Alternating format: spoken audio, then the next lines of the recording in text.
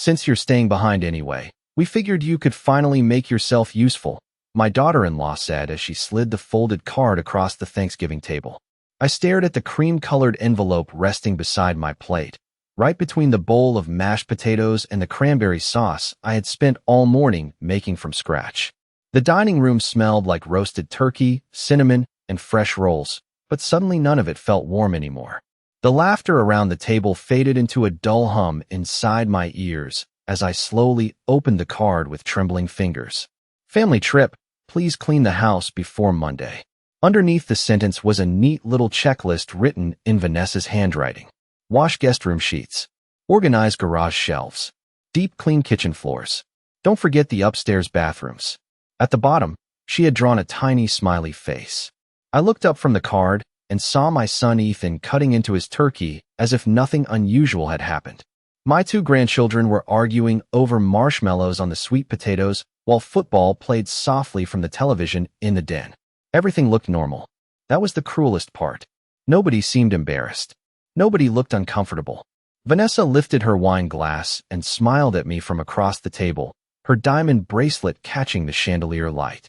The cleaning crew canceled last week, she said casually.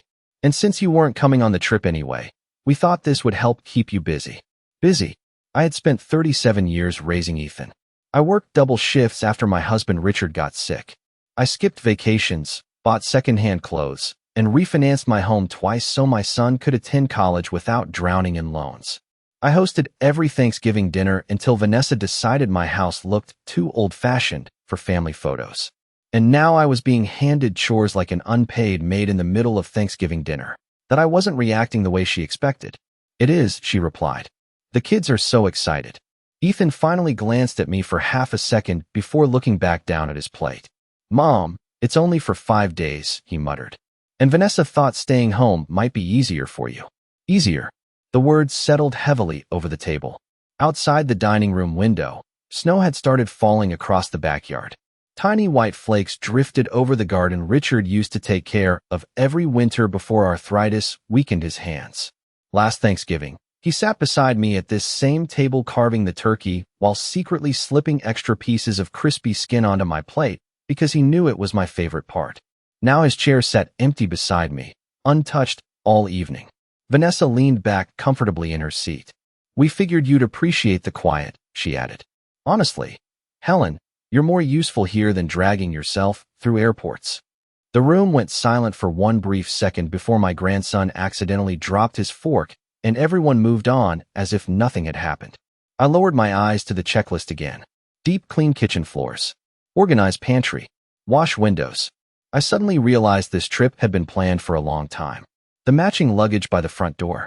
The ski jackets hanging near the staircase. The whispered conversations that stopped whenever I entered the room. They hadn't forgotten to invite me. They had chosen not to. And somehow, that hurt far worse. I stayed at the table long after everyone finished eating. Dirty plates sat scattered across the white tablecloth while the grandchildren chased each other through the hallway upstairs. Vanessa disappeared into the kitchen with her wine glass, humming softly to herself as if she had not just handed me a list of chores like an employee report. Ethan joined his brother-in-law in the living room to watch football, laughing louder than necessary every few minutes. The sound echoed through the house in sharp bursts that made the silence around me feel even heavier. I slowly gathered the dessert plates one at a time, stacking them carefully in my hands. Nobody offered to help. Nobody noticed. I was doing it. The kitchen sink was already overflowing with pans and serving bowls by the time I walked in. Vanessa stood near the counter scrolling through her phone while checking travel confirmations. The airport shuttle comes at 6 in the morning, she said without looking up.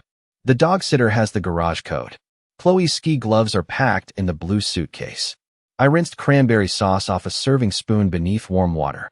Sounds organized, I replied quietly. She smiled faintly at her screen.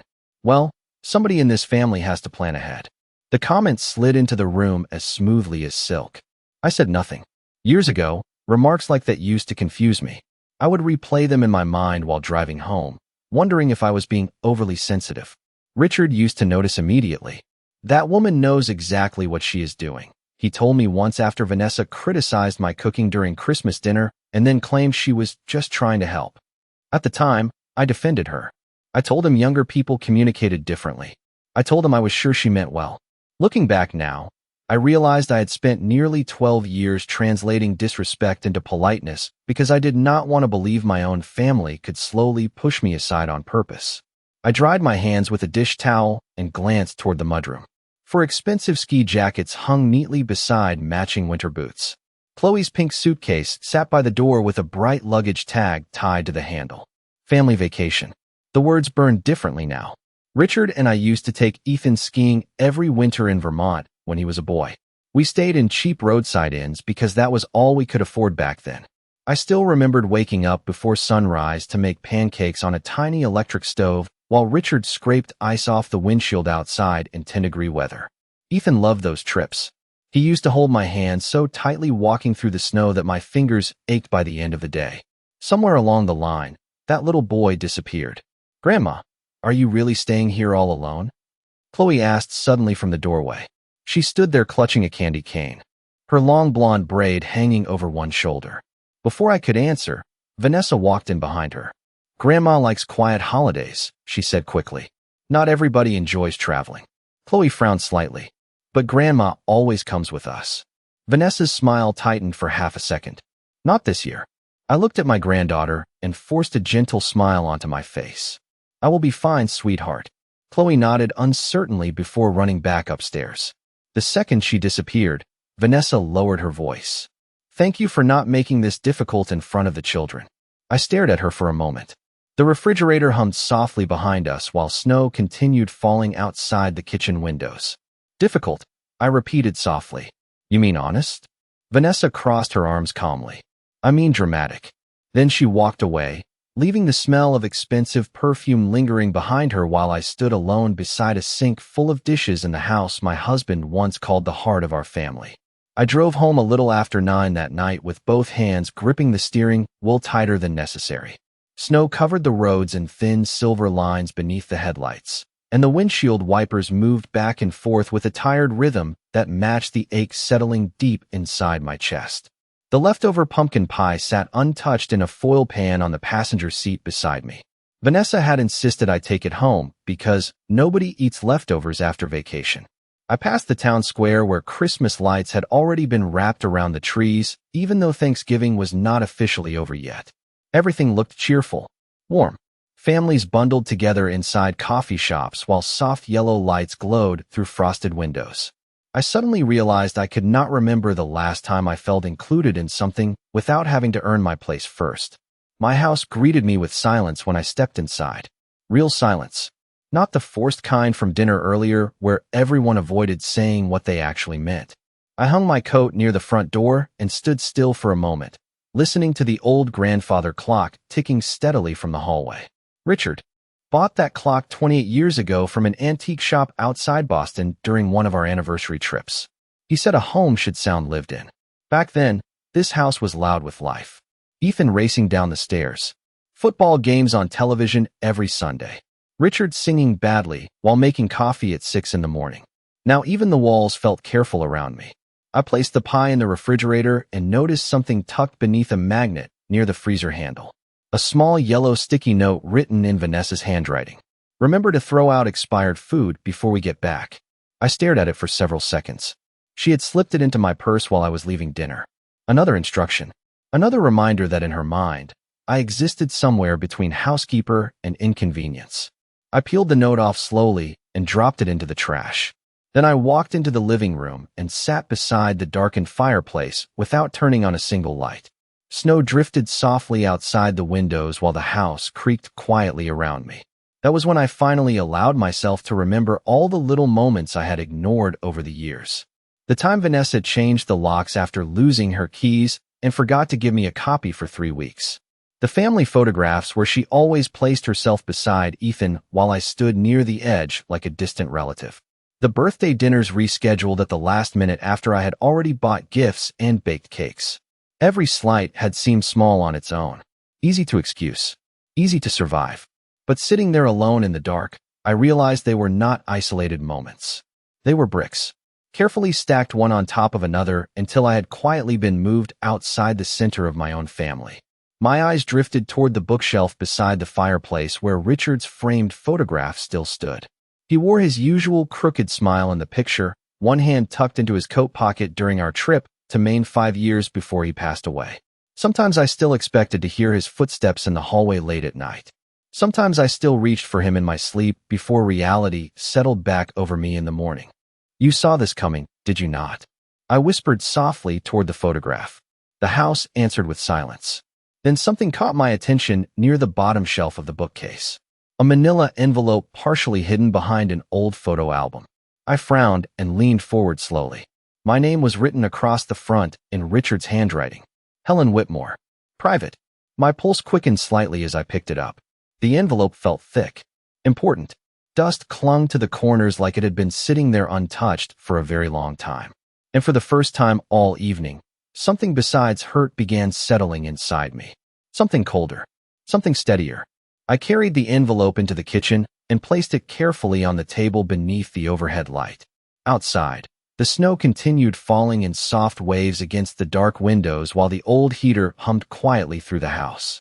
For a long moment, I simply stared at Richard's handwriting across the front.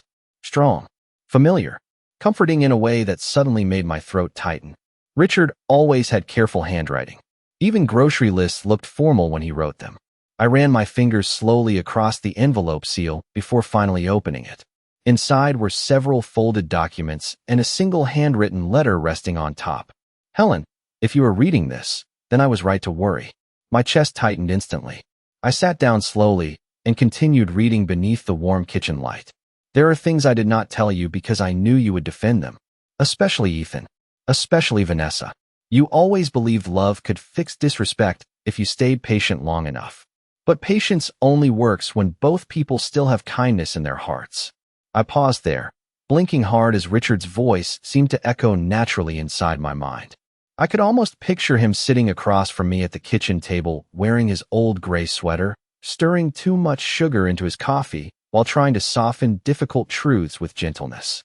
The letter continued. Vanessa has spent years separating you from this family little by little. Invitations became obligations. Visits became inconveniences. And Ethan allowed it because keeping peace became easier than protecting you. I folded one hand tightly against my chest. Every sentence felt less like discovery and more like confirmation of something painful I had already known but refused to say aloud. Beneath the letter sat copies of legal documents stamped with dates from nearly 2 years before Richard passed away. Trust agreements, property records, financial accounts. I frowned slightly and adjusted my reading glasses. The family trust had been amended 6 months before Richard's death. My eyes moved slowly across the pages while snow tapped softly against the windows behind me. Then I saw it. Primary controller and beneficiary, Helen Whitmore. I stared at the sentence for several seconds, certain I had misunderstood it. Richard had always handled most of the financial planning after retirement because numbers exhausted me. I trusted him completely. Apparently, he knew exactly what he was doing. My breathing slowed as I continued reading deeper into the documents. Ethan's inheritance was conditional. The trust clearly stated that continued financial access depended on maintaining direct family care and emotional support for me after Richard's passing. Any evidence of neglect, coercion, abandonment, or forced displacement would trigger immediate review by the family attorney. I leaned back slowly in my chair. The kitchen suddenly felt very still. Not empty. Still. Another folded paper slipped from the stack onto the table. A handwritten note from Richard. If Vanessa ever tries to make you feel unwanted in your own family, do not beg for a seat at their table. Remember whose table it was to begin with. Tears finally burned behind my eyes then, but they did not fall. I sat there in silence while the clock above the stove ticked steadily past midnight. All this time I thought I was slowly losing my place in the family because I was getting older. Because widows naturally become quieter, easier to overlook. But Richard had seen the pattern before I did. He had prepared for it quietly while I kept making excuses for everyone around me. My eyes drifted toward the refrigerator where Vanessa's yellow sticky note still sat. Crumpled in the trash can beneath the sink. Throw out expired food before we get back. Slowly, carefully, I reached for my phone on the kitchen table. My fingers hovered over the contact list before stopping on one name. Daniel Brooks. Family attorney. It was nearly midnight, Far too late to call. But for the first time in months, I no longer felt confused. And confusion had been the thing keeping me weak. I barely slept that night. Every time I closed my eyes, I kept seeing the checklist Vanessa handed me beside the Thanksgiving turkey as casually as someone passing salt across a table. By 6 in the morning, I was already dressed and standing in the kitchen making coffee while pale winter light slowly crept across the countertops.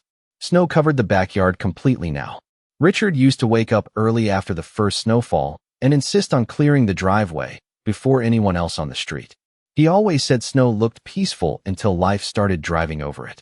I wrapped both hands around my coffee mug and stared at the attorney's number saved in my phone.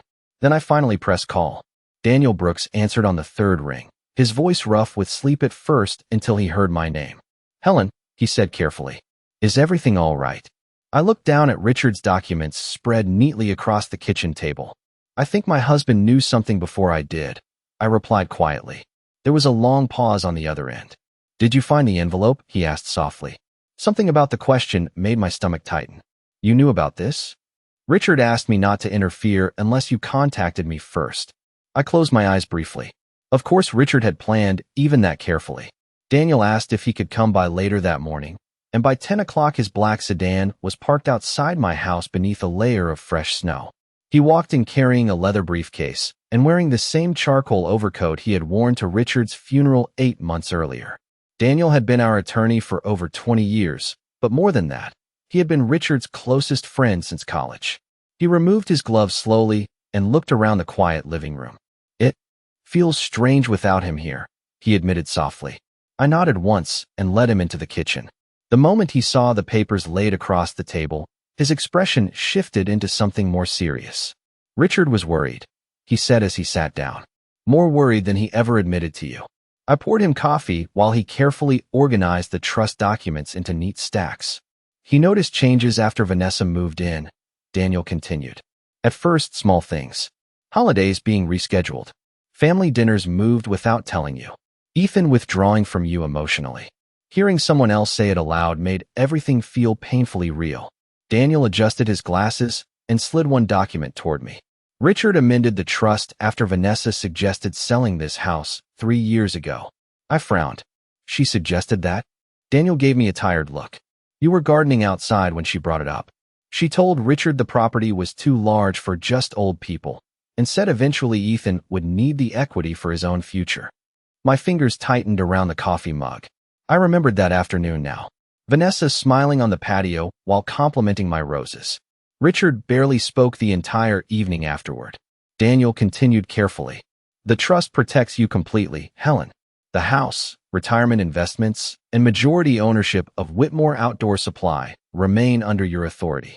I blinked in surprise. Majority ownership?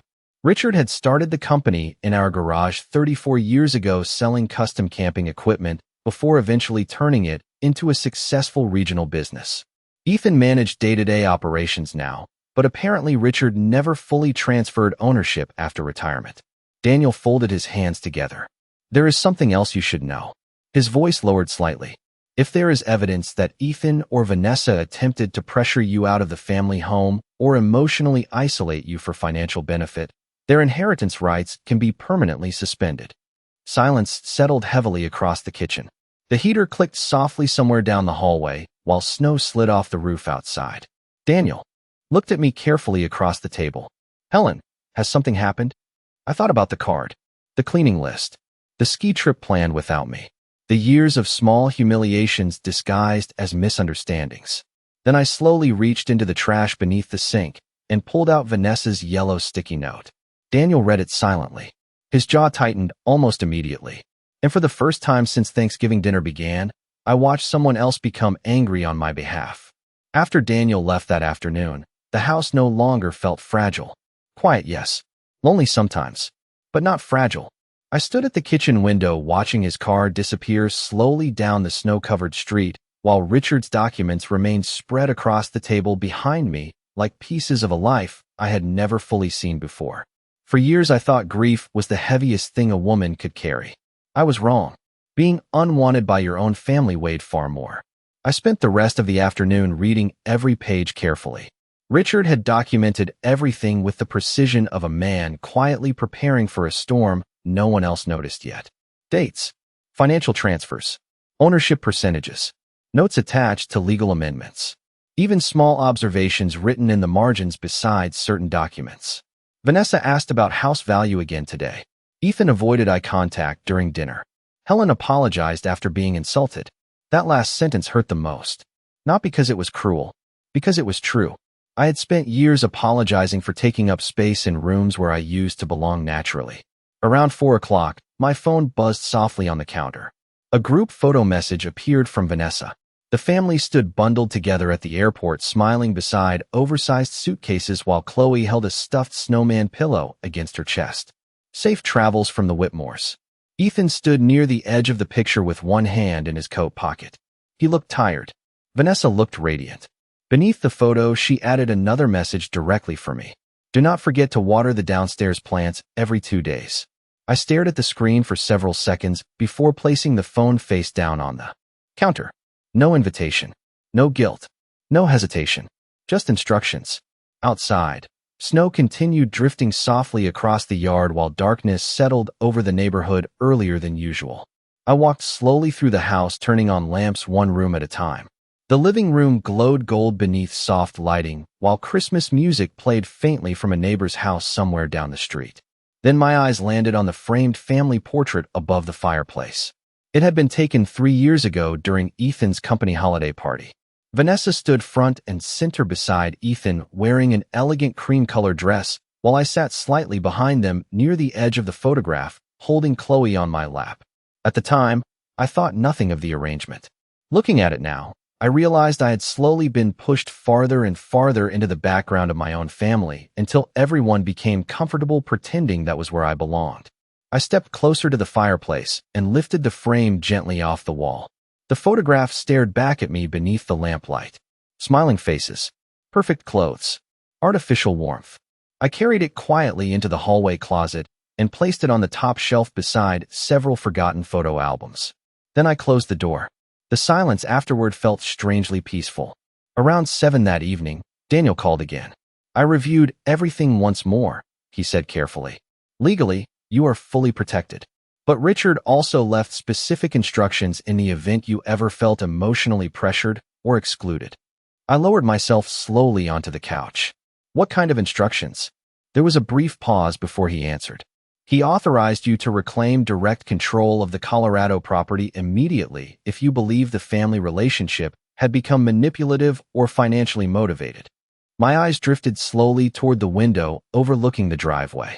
Ethan and Vanessa lived in the Colorado property, the large 5-bedroom home Richard purchased after selling part of the company 6 years earlier. The same home where Thanksgiving dinner had taken place. The same house where I had just been handed a cleaning list like hired help. Daniel's voice remained calm on the phone. Richard did not leave that house to Ethan, Helen. He placed it in trust under your authority. I closed my eyes briefly. Somewhere deep inside me, something shifted quietly into place. Not anger, not revenge, clarity. And clarity can be a very dangerous thing when someone has spent years underestimating you. The next 4 days passed quietly. Too quietly. Every morning I woke before sunrise, made coffee in Richard's old ceramic mug, and sat near the living room window watching snow gather along the street while the rest of the neighborhood slowly prepared for Christmas. Normally silence like this would have made me feel forgotten. This time it felt different. Intentional. Almost protective. Vanessa continued sending messages throughout the trip. Reminders. Instructions. Tiny commands disguised as casual requests. Please bring in the packages if they arrive. Do not forget the upstairs thermostat freezes if set too low. Make sure the cleaning service does not miss the guest bathrooms next Thursday. I answered none of them. Instead, I spent those 4 days meeting quietly with Daniel. By Friday afternoon, every legal document had been reviewed, updated, and signed. Ownership authority transferred fully into active status under my name exactly as Richard intended. Daniel arranged everything carefully, professionally, without unnecessary emotion. But I noticed the way his jaw tightened each time he read Vanessa's text messages. Richard loved your son deeply, he told me while organizing paperwork across my dining room table. But he understood something important before most people do. I looked up from my coffee cup. What was that? Daniel adjusted the papers neatly into one stack. Some people mistake kindness for surrender. Late Saturday evening, I drove out to the Colorado property alone. Snow covered the winding driveway leading toward the large stone house Ethan and Vanessa proudly referred to as their dream home. Warm lights glowed behind the windows while Christmas decorations framed the porch railings. From the outside, it looked perfect, successful, stable. I sat in my car for a long moment staring at the house. Richard bought with 40 years of sacrifice and 16-hour workdays. Then I walked quietly to the front door and unlocked it with my own key. The house smelled faintly like vanilla candles and expensive perfume, Vanessa's favorite scent. Half-empty wine glasses still sat near the fireplace from Thanksgiving dinner. Chloe's forgotten snow boots rested beside the staircase. A decorative wooden sign above the kitchen island read "Gather with Grateful Hearts." I almost smiled at the irony. Slowly, calmly, I walked through every room. Not as a guest this time. Not as someone hoping to be included. As the legal owner of the property. In the master bedroom closet, I noticed several shopping bags filled with brand new ski clothes and luxury store boxes. On top of one box sat a receipt. Aspen Highlands Jewelry Boutique. $4,300. Paid using Whitmore Outdoor Supply executive account. My eyes lingered on the receipt for several seconds before I quietly set it back down. Richard always hated unnecessary displays of wealth. Money should make people safer, he used to say, not crueler. By Sunday morning, the final paperwork had been filed officially. Daniel arranged for the digital security access on the property to be updated immediately under my authorization. New codes, new ownership credentials, everything legal, everything documented. I did not raise my voice once during the process. I did not threaten anyone. I simply stopped pretending the situation was normal. Around noon, my phone buzzed with a cheerful message from Ethan. Flight lands at 4. Kids cannot wait to be home. Reading those words hurt more than I expected. Not because of Vanessa, because of him. Somewhere beneath all the manipulation and distance, I still remembered the little boy who used to run into my arms after school with scraped knees and missing mittens. I wondered if he remembered her at all. At exactly 3:30 that afternoon, I placed a large sealed envelope on the kitchen counter inside the Colorado house. Inside were copies of the trust amendments, temporary residency suspension documents, and one handwritten note in my own careful script. This house was never your reward for pushing me aside. Then I turned off the kitchen lights, locked the front door behind me, and drove away quietly while snow began falling once more across the empty driveway. At 4:17 that afternoon, my phone began vibrating nonstop across the kitchen counter. I watched the screen light up with Ethan's name 3 times before finally answering. The moment I picked up, I heard wind, car doors slamming, and Vanessa's voice sharp in the background. "Mom, what is going on?" Ethan asked breathlessly. I stirred cream into my coffee slowly before answering. "Good afternoon to you too." "The code is not working," he said quickly. "We cannot get into the house." I glanced toward the snow falling softly outside my own dining room window. "That is because the security access was updated this morning." Silence crashed through the phone line for one long second. Then Vanessa's voice cut in immediately. "Updated by who?" I took a small sip of coffee before answering calmly. "By the owner." More silence. I could almost picture the expression spreading across her face. Shock first, then anger. "Helen," Ethan said carefully, lowering his voice. "There has to be some mistake." "No," I replied softly. "The mistake lasted several years. I simply corrected it this week." I heard Chloe asking something quietly in the background while car engines idled nearby. Then Vanessa spoke again, her voice colder now. "You locked your own family out of the house over some ridiculous misunderstanding." I looked down at Richard's handwritten letter resting beside my coffee cup. "No, Vanessa," I said evenly. "I locked disrespect out of the house." Ethan exhaled sharply. "Mom, please. The kids are freezing out here." Outside my own window, snowflakes drifted peacefully beneath the porch light. I remembered every holiday meal I spent pretending not to notice their little humiliations because I wanted peace more than dignity. Every apology I offered simply to keep access to my own family. Every moment I made myself smaller so everyone else could stay comfortable. "There is a hotel 15 minutes away in town," I said quietly. "Daniel already arranged accommodations for tonight." "Daniel?" Vanessa snapped. You brought a lawyer into this? I almost laughed at the question, as though they had not already turned love into a transaction years ago. Ethan's voice softened suddenly. Mom, please do not do this. That almost hurt more than anything else. Not because he sounded angry, because he sounded confused. Like a man waking up too late inside a story he should have noticed long ago. I closed my eyes briefly before answering. Your father spent years trying to protect me from exactly this situation. That is insane, Vanessa interrupted loudly. We invited you for Thanksgiving. I stared quietly into my coffee. You handed me a cleaning list beside the turkey. Neither of them spoke after that. Snow tapped softly against the windows while the old grandfather clock echoed steadily through the hallway behind me. Finally, Ethan spoke again, but this time his voice sounded smaller somehow. You are really serious. I am finally honest, I replied. Another long silence followed. Then Vanessa laughed sharply under her breath. This is unbelievable, she muttered. After everything we have done for you. That sentence settled over me with strange clarity. Not because it upset me, because it no longer worked. Guilt only controls you when you still believe you owe people your suffering. The envelope on the kitchen counter explains everything, I said calmly. Read it carefully. Ethan tried speaking again, but I gently ended the call before he could finish. Then I placed my phone face down beside Richard's letter and sat quietly in the warm glow of my kitchen while snow continued falling outside. For the first time in years, I was not waiting for someone else to decide whether I belonged. 3 weeks later, the first heavy snowstorm of December rolled through town just before sunset. Christmas lights glowed softly across the neighborhood, while smoke drifted from chimneys into the cold evening sky. I stood in my kitchen rolling pie dough across the marble counter Richard installed himself nearly 20 years earlier after watching home renovation shows for an entire winter. The radio played old jazz Christmas songs quietly in the background while cinnamon and butter filled the warm air around me. For the first time in longer than I could remember, the house did not feel like a place where I waited to be invited into someone else's life. It felt like mine again. The past few weeks had not been easy. Ethan called several times after that night outside the Colorado house.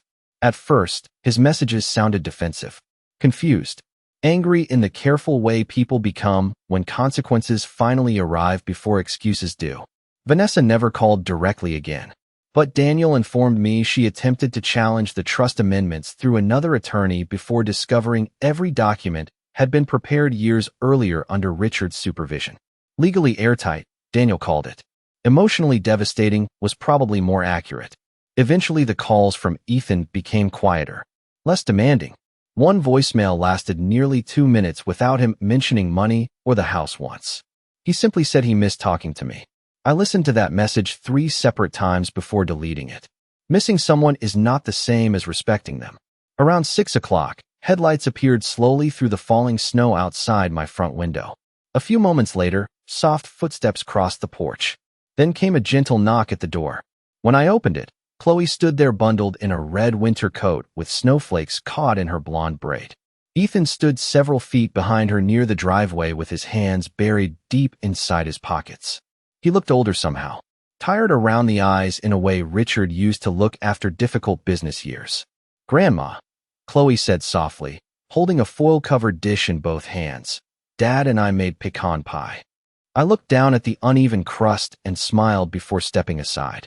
Well, I said quietly, that sounds serious enough to require coffee too. Chloe grinned immediately and hurried inside. Ethan remained near the doorway for a second longer before finally speaking. I can leave after I drop her off if you want. Snow drifted steadily behind him beneath the porch light. For a moment, all I saw was the little boy who used to build crooked snowmen in this front yard, while Richard pretended not to notice when he packed rocks into the middle to make them taller. You can come in, I replied calmly, but leave your boots by the door. Richard hated wet floors. Something in Ethan's face softened painfully at the mention of his father. Dinner that evening was quiet. Honest quiet. Not the strained silence of people pretending everything was normal. Chloe talked about school Christmas concerts while Ethan mostly listened with both hands wrapped around a coffee mug. At one point, his eyes drifted toward the old grandfather clock in the hallway. I used to hate that thing when I was little, he admitted softly. It scared me at night. I smiled faintly. Your father loved it because it reminded him that homes are supposed to sound alive. Ethan lowered his eyes after that. Later, while Chloe decorated sugar cookies beside the kitchen island, Ethan finally spoke again. I should have seen what was happening sooner, he said quietly. I placed another tray into the oven before answering. Yes, I replied gently. You should have. No anger. No lecture. Just truth. The timer beeped softly a few minutes later while snow continued falling peacefully beyond the windows. And standing there in the warm kitchen Richard built for our family decades earlier, I realized something important.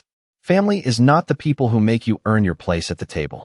Family is the people who would never hand you a cleaning list instead of a chair.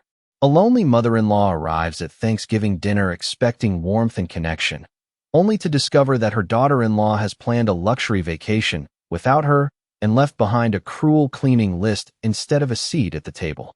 As painful truths slowly surface, the widow begins uncovering years of manipulation, emotional neglect, and hidden control inside her own family. What starts as one of those heartbreaking family stories soon becomes a powerful journey about dignity, betrayal, inheritance, and quiet strength. Through emotional family stories filled with subtle humiliation, buried resentment, and long overdue truth, this drama reveals how easily kindness can be mistaken for weakness. The mother-in-law must decide whether to continue begging for love or finally reclaim the life and respect her late husband tried to protect. Fans of emotional family stories will connect deeply with this realistic suburban American drama about grief, family power struggles, and the painful silence that grows between parents and adult children. With unforgettable moments, sharp dialogue, and a deeply satisfying emotional payoff, these family stories explore loyalty, emotional manipulation, and the courage it takes to stop apologizing for your existence. If you enjoy slow-burn family stories about toxic family dynamics, inheritance conflicts, passive-aggressive betrayal, and older women finding their strength again, this emotional drama delivers a powerful and unforgettable experience from beginning to end. Character 1. A white American woman in her early 70s with soft silver hair and gentle blue eyes, wearing an elegant dark blue cashmere sweater and simple pearl earrings, standing in a warmly lit suburban kitchen, front-facing portrait, realistic photography style, natural aging details, calm but emotionally strong expression. Character 2. A white American woman in her late 30s with styled blonde hair and polished makeup, wearing a fitted cream-colored turtleneck sweater and elegant gold jewelry, standing confidently in a modern suburban dining room, front-facing portrait, realistic photography style, composed expression with subtle emotional coldness. Elderly white mother-in-law holding a folded note across Thanksgiving dinner table, while younger white daughter-in-law stares confidently. Warm suburban dining room, snow outside windows, cinematic family tension. 1. 2. Elderly white woman baking pumpkin pie alone in a cozy suburban kitchen during winter morning. Soft sunlight through frosted windows. Realistic American home atmosphere. 1. Younger white woman preparing luggage for ski vacation inside elegant modern suburban kitchen, luxury. Winter clothes and suitcases nearby, calm expression, realistic lifestyle scene. 2. Elderly white mother-in-law standing near locked suburban house, while younger white daughter-in-law reacts beside suitcases in snowy driveway, emotional winter atmosphere, cinematic realism. 1. 2. Elderly white widow reading important documents beside fireplace at night. Warm lamplight, quiet living room, snow outside windows, emotional reflective atmosphere. 1. Elderly white woman serving homemade dessert to family during peaceful Christmas dinner. Warm kitchen lighting, granddaughter decorating cookies nearby. Emotional family reunion atmosphere. 1. 2.